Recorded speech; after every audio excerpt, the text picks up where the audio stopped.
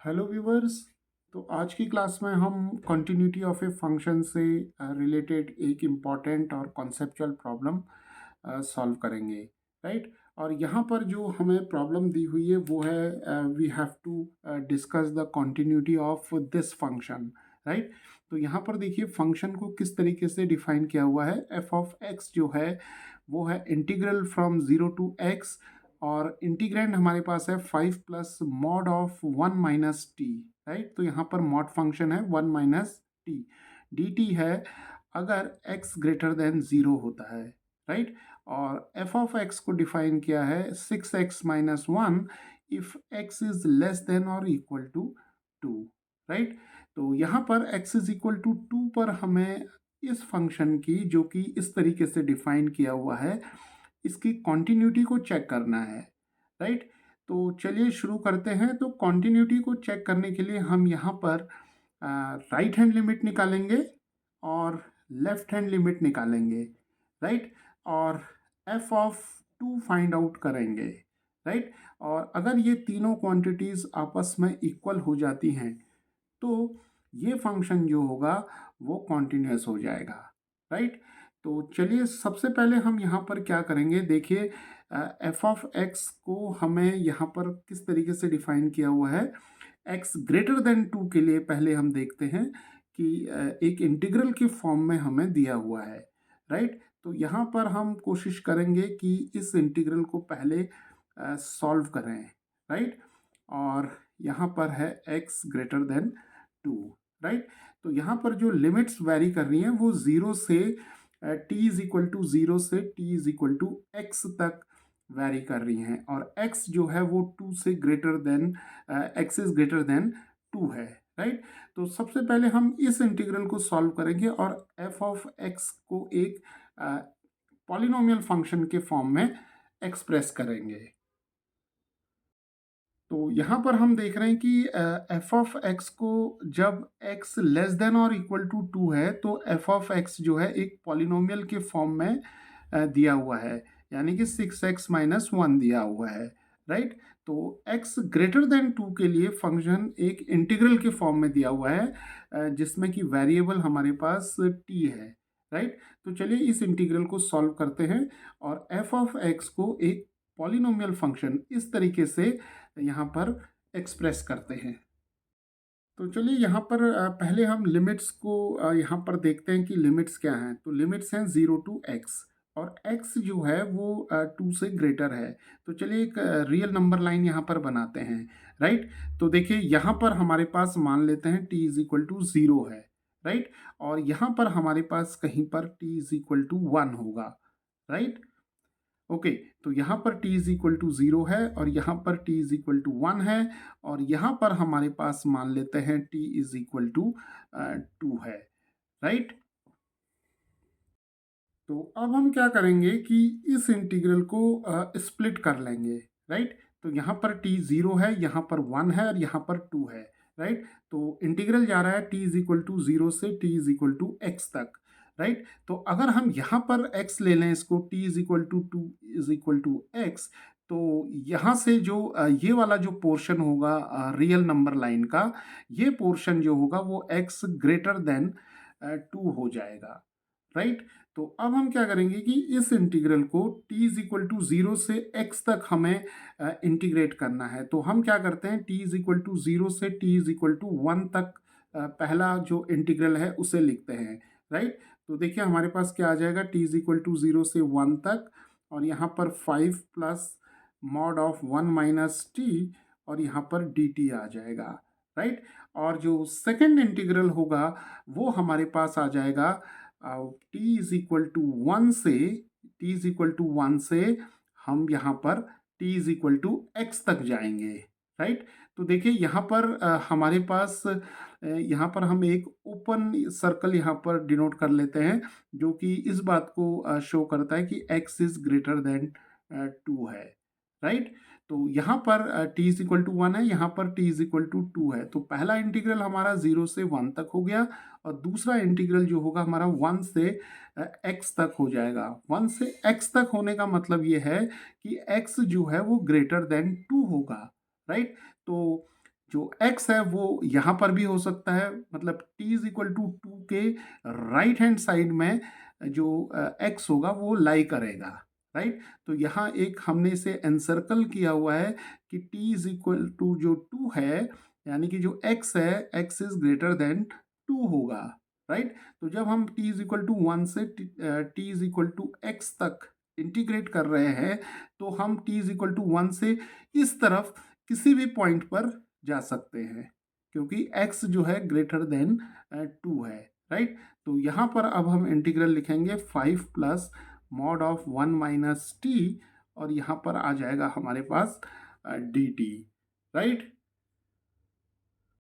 तो चलिए अब इन दो इंटीग्रल्स को हम सॉल्व करते हैं, राइट। इन दोनों इंटीग्रल्स को सॉल्व करने के लिए पहले हमें मॉड ऑफ 1 माइनस टी की जो वैल्यू है उसे डिसाइड करना होगा t इज इक्वल टू 0 से 1 तक जब इंटरवल होगा, और जब t इज इक्वल टू 1 से x तक इंटरवल होगा, राइट। तो सबसे पहले हम इस इंटीग्रल I1 को ले लेते हैं, इसे इंटीग्रल I1 मान लेते हैं और इसे I2 मान लेते हैं, राइट। तो देखिए यहाँ पर जो t है वो वेरी कर रहा है 0 से 1 तक, राइट। तो जब t की वैल्यू 0 से 1 तक वेरी करेगी तो जो मॉड ऑफ 1 माइनस टी होगा ये पॉजिटिव 1 माइनस टी होगा, राइट।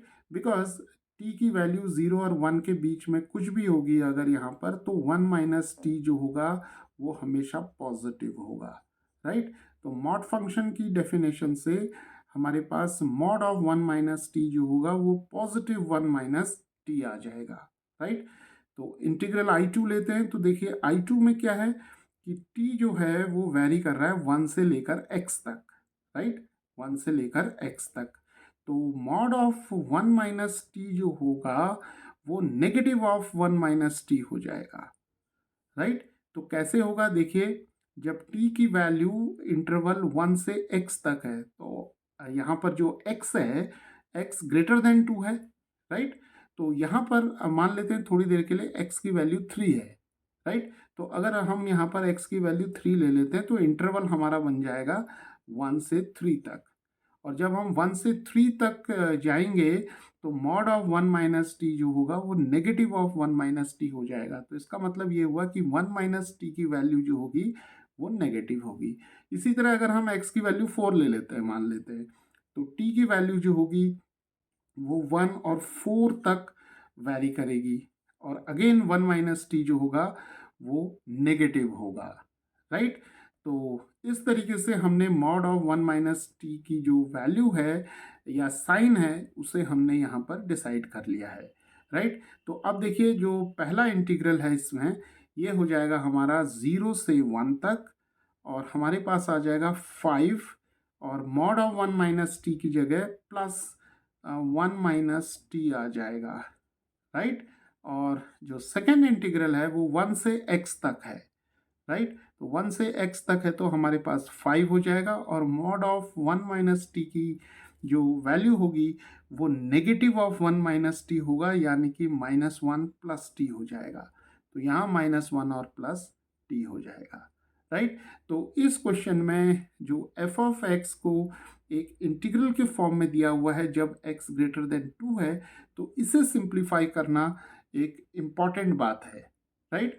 तो चलिए इसे थोड़ा सा सिंप्लीफाई कर लेते हैं। तो ये 0 से 1 हो गया, 5 प्लस 1 6, तो हमारे पास 6 माइनस टी डी टी आ जाएगा, और यहाँ पर 1 से x तक जाएंगे, और 5 minus 1 4 plus T D T हमें मिल जाएगा, राइट।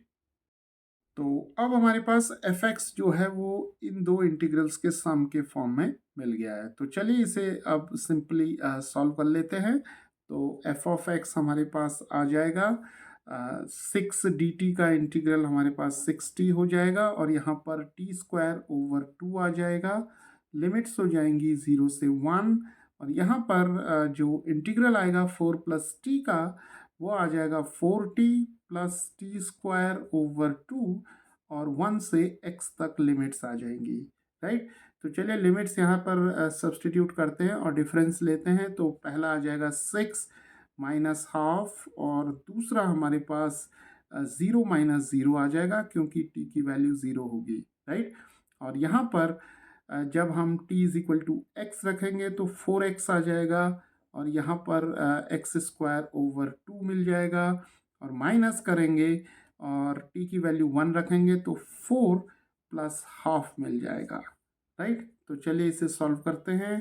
तो ये आ जाएगा हमारे पास 11/2, और यहाँ पर 4x plus x square over 2 minus यहाँ पर हमें 8 प्लस 1 9/2 मिल जाएगा, राइट। तो चलिए इसे सिंप्लीफाई करते हैं। तो x square over 2 plus 4x, 11 minus 9 is 2, 2/2 is 1, right.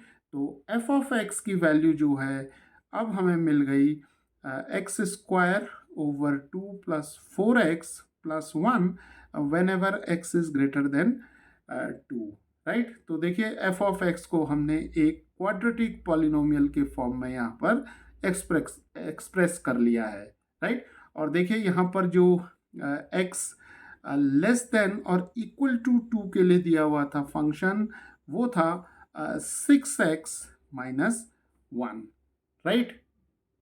तो चलिए अब हम right hand limit find out करते हैं एफ ऑफ एक्स के लिए, राइट।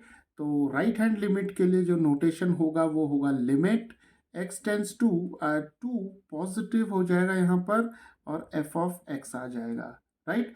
तो यहाँ पर हम सब्सटीट्यूट करेंगे x is equal to 2 plus h, right, where h is a positive quantity, and when x tends to 2 h tends to 0, right।